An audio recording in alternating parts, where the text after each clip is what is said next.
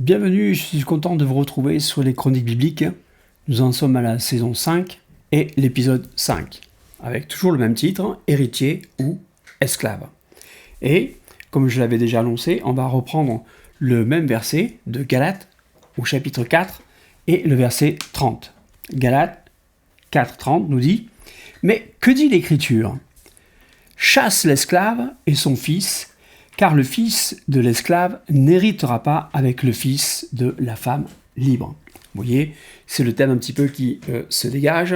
Si on est héritier, nous sommes libres. Mais si on est esclave, on ne peut pas être l'héritier. Donc, revenons à notre histoire et on était sur la piste de Jacob. Jacob, il doit fuir son frère Ésaü, car celui-ci avait acquis de la haine envers son frère. Et donc Jacob est renvoyé, il est envoyé plutôt chez son oncle Laban. Et Isaac, son père, le bénit avant qu'il parte, et cela a un certain effet sur Ésaü. On voit ce passage dans la Genèse, au chapitre 28 et le verset 6 à 9. Genèse, chapitre 28, du verset 6 au verset 9. Ésaü vit qu'Isaac avait béni Jacob et qu'il avait envoyé à Paddan Aram pour y prendre une femme. Et, qu'en le bénissant, il lui avait donné cet ordre : « Tu ne prendras pas une femme parmi les filles de Canaan. » Et il vit que Jacob avait obéi à son père et à sa mère, et qu'il était parti pour Paddan Aram. Ésaü, du coup, comprit ainsi que les filles de Canaan déplaisaient à Isaac, son père. Et Ésaü s'en alla vers Ismaël. Et il prit pour femme, outre les femmes qu'il avait, Mahalat, fille d'Ismaël, fils d'Abraham et sœur de Nebajo. Encore une fois, on voit ici que Ésaü fait un mauvais choix. À travers la fille d'Ismaël, il se place encore sous l'esclavage et se met en dehors de l'héritage. Comme on l'avait vu, Ismaël est le fils de l'esclave qui est l'égyptienne Agar. Isaac, donc, quant à lui, arrive dans un lieu où il a une vision. Et Dieu lui renouvelle les promesses. On voit cela dans Genèse au chapitre 28, du verset 13 au verset 15. Et voici, l'Éternel se tenait au-dessus d'elle, et il dit : « Je suis l'Éternel, le Dieu d'Abraham ton père, et le Dieu d'Isaac. La terre sur laquelle tu es couché, je la donnerai à toi et à ta postérité. Ta postérité sera comme la poussière de la terre. Tu t'étendras à l'Occident et à l'Orient, au septentrion et au midi. Et toutes les familles de la terre seront bénies en toi et en ta postérité. Voici, je suis avec toi. Je te garderai partout où tu iras. Et je te ramènerai dans ce pays, car je ne t'abandonnerai point et que je n'ai exécuté ce que je te dis. » Ainsi donc, on voit comme Isaac avait reçu des promesses. Ici, avec ces versets, c'est Jacob qui reçoit les mêmes promesses faites à Abraham et à Isaac. Ce passage rappelait l'échelle de Jacob. Prenons le temps de faire quelques remarques. Et comment la Bible parle de ces choses-là. La première chose que l'on peut voir, c'est que le père de Jacob, c'est Isaac, normalement. Mais Dieu se présente à lui comme le Dieu d'Abraham, ton père. Vous voyez, il fait remonter les choses à Abraham. C'est parce que la promesse, à l'origine, a été faite à Abraham, qui est le père d'une multitude. Et Dieu montre par là qu'Abraham a le titre de père pour tous ceux qui croient en la promesse. Voilà pourquoi les Juifs disaient à Jésus : nous avons pour père Abraham. De la même manière, nous, par la foi, notre père, c'est Abraham. Deuxième chose, avec Isaac, encore, Dieu parle de sa postérité, montrant par là qu'il y a tout un maillon de la chaîne de transmission de la promesse et qu'il y a donc encore une postérité à attendre. Donc on n'en aura pas fini. Troisième chose, c'est que là commence à naître une expression que nous, on est habitués à connaître, c'est que Dieu se fait connaître comme étant le Dieu d'Abraham, d'Isaac, et on verra plus tard de Jacob. Mais vous voyez que dans tout cela, il n'est pas fait mention d'Ismaël, comme si Dieu ne se reconnaissait pas comme le Dieu d'Ismaël, ni d'Ésaü non plus. Non pas qu'il n'est pas leur Dieu, mais en fait, c'est parce qu'ils n'ont pas les promesses. Ils sont bénis, tous les deux ont la bénédiction, parce qu'ils sont fils d'Abraham et qu'ils appartiennent à Abraham, et Dieu est fidèle à ses promesses envers la bénédiction qui suit Abraham. Mais par contre, ces deux êtres-là n'auront pas la promesse de la terre promise.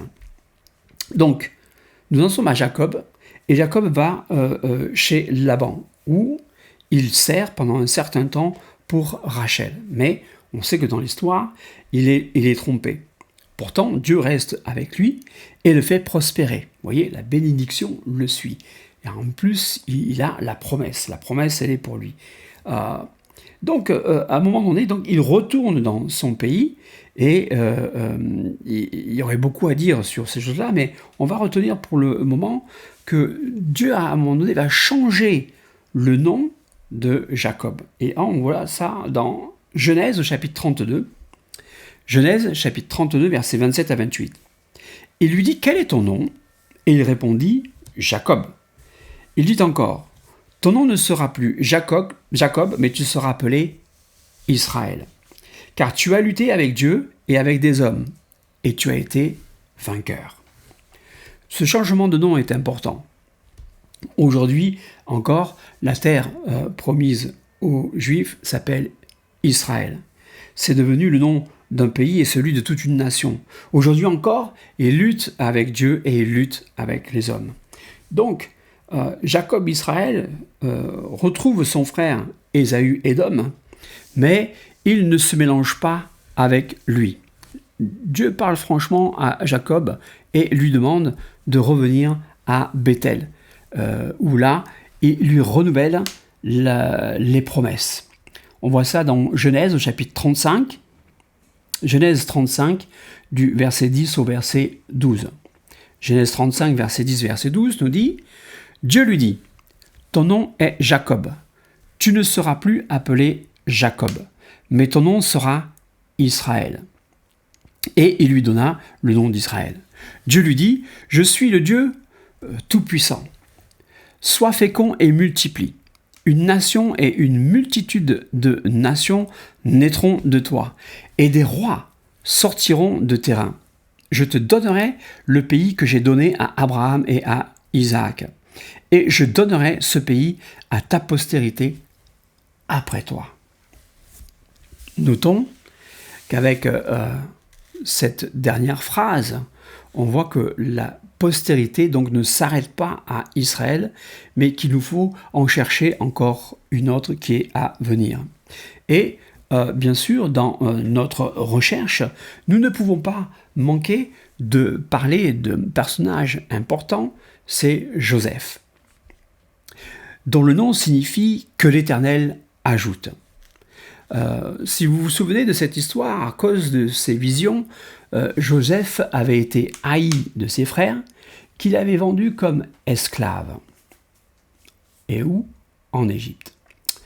On voit ça dans Genèse au chapitre 37, le verset 28 et le verset 36. Genèse, chapitre 37, verset 28 et verset 36. Au passage des marchands madianites, ils tirèrent et firent remonter Joseph hors de la citerne. Et ils le vendirent pour 20 cycles d'argent aux Ismaélites, qui l'emmenèrent en Égypte. Les Madianites le vendirent en Égypte à Potiphar, officier de Pharaon, chef des gardes. Nous revoyons apparaître encore ici les Ismaélites, c'est-à-dire des descendants d'Ismaël. Et ils sont associés aux Madianites, marchands, et ici, marchands d'esclaves. On voit encore qu'avec Ismaël et ses descendants, l'esclavage est un lien fort avec eux, et qu'en même temps, on retrouve aussi l'Égypte comme un lien avec l'esclavage, où Joseph est vendu. Vous voyez comment l'image se précise de plus en plus et que les symboles se mettent en place. Avec lui, donc, va commencer à s'accomplir la prophétie de Dieu que Dieu avait donnée à Abraham. Je vous la rappelle, c'est dans Genèse au chapitre 15, versets 13 à 14. Genèse chapitre 15, versets 13 à 14. Et l'Éternel dit à Abraham, « Sache que tes descendants seront étrangers dans un pays qui ne sera point à eux, et ils seront asservis, et on les opprimera pendant 400 ans. Mais je jugerai la nation à laquelle ils seront asservis, et ils sortiront ensuite avec de grandes richesses. » Jacob, vous le savez, ou Israël, a eu 12 fils. Et on peut légitimement se demander, mais pourquoi ce n'est pas Ruben qui a été choisi, mais Joseph? En fait, malgré ce que l'homme peut faire, Dieu, lui, est fidèle à sa pensée, à sa façon de voir les choses. Ainsi donc, la femme légitime, normalement, de Jacob, c'est Rachel. Et peu importe que Laban l'ait trompé, le contrat d'origine était envers Rachel. Et le premier-né de Rachel, c'est Joseph. Dieu est donc avec lui et il le bénit. Il le bénit avec Potiphar, comme il le bénit avec le geôlier. On voit ça dans la Genèse, au chapitre 39, le verset 5 et le verset 23. Genèse 39, verset 5 et le verset 23. Dès que Potiphar l'eut établi sur sa maison et sur tout ce qu'il possédait, l'Éternel bénit la maison de l'Égyptien à cause de Joseph. Et la bénédiction de l'Éternel furent sur tout ce qui lui appartenait, soit à la maison, soit au champ. Le chef de la prison ne prenait aucune connaissance de ce que Joseph avait en main, parce que l'Éternel était avec lui, et l'Éternel donnait de la réussite à ce qu'il faisait.